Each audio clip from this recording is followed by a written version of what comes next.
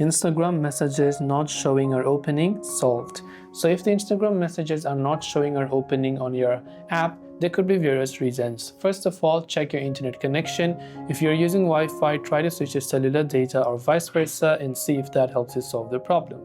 If that doesn't, once you launch the Instagram app, there might have been a certain limitation imposed on your account. So go to your profile, tap the three lines icon from the very top right hand side, and when you have done that, you can simply try to scroll down over here, and when you scroll down, you can go to the option called account status and tap on it, and from account status you can see remove content and messaging issues.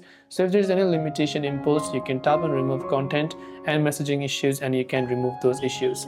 Uninstall and reinstall the Instagram app. Go to your Play Store or App Store, search for the Instagram app and check for an update.